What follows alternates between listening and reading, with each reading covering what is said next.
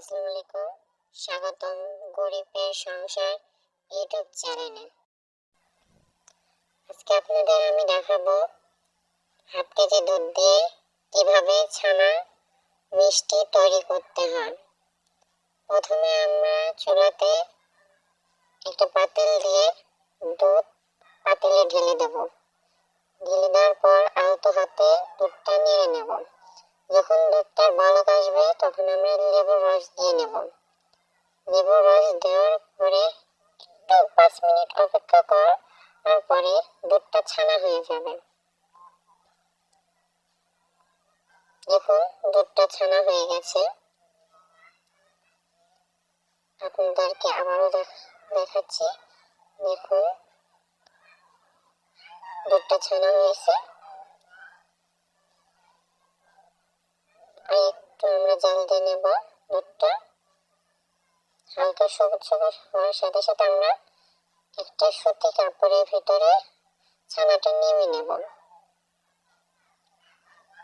ছানাটা আমরা এই রস ফেলে দেব এবং এটি শুকানোর জন্য 2 থেকে 3 ঘন্টা রেখে দেব। রেখে দেওয়ার পরে দেখুন পানিটা ঝরে গেছে ছানা থেকে। দেখুন এখন আমরা একটু চিনি দিয়ে নেব ছানার ভিতরে। চিনি দেওয়ার পর আমরা ছানাটা সুন্দর করে মুথে নেব। মুথে নেওয়ার পরে দেখুন ছানাটার ভিতরে যেন কোনো বুদবুদ না থাকে, কোনো শক্ত শক্ত যেন না থাকে সেটা দেখতে হবে। সুন্দর করে আলতো হাতে আমরা মুথে নেব ছানাটা। দেখুন আমার ছানাটা মুথে নেওয়া হয়ে গেছে।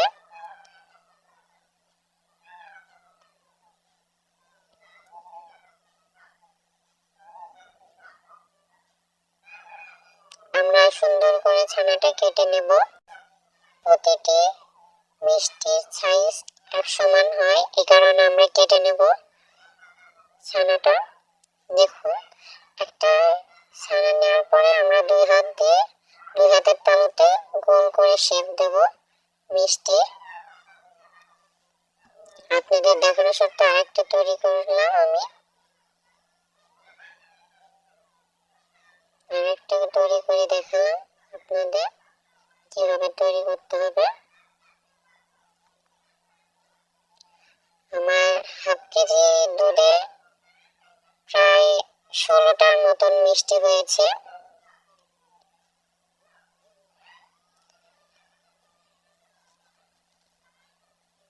আমি এখানে ছোট মিষ্টি তৈরি করেছি, বড় মিষ্টি তৈরি করিনি। আমি এখানে বেবি সুইট মিষ্টিগুলো তৈরি করেছি। আপনারা চাইলে বড় মিষ্টিও তৈরি করতে পারেন। আবার চুলায় একটা পাতিল নিয়ে পানি দেব। পানির ভিতরে আমরা চিনি দিয়ে দেব মিষ্টি সোড়া তৈরি করার জন্য।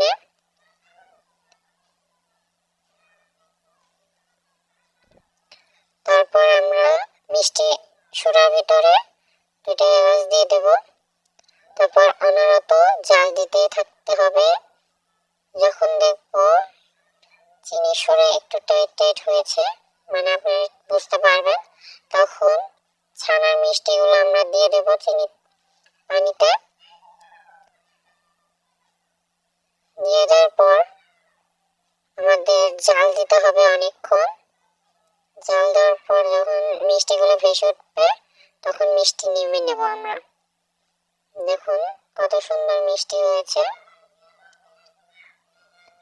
দেখুন কতটা সফট, নরম, তুলতুলে হয়েছে। আমি কেটে দেখাচ্ছি আপনাদেরকে। যদি আপনাদেরকে ভালো লেগে থাকে ভিডিওটা সাবস্ক্রাইব করে রাখবেন, পাশে থাকবেন আমাকে। আমি আরেকটা তুলে দেখাচ্ছি।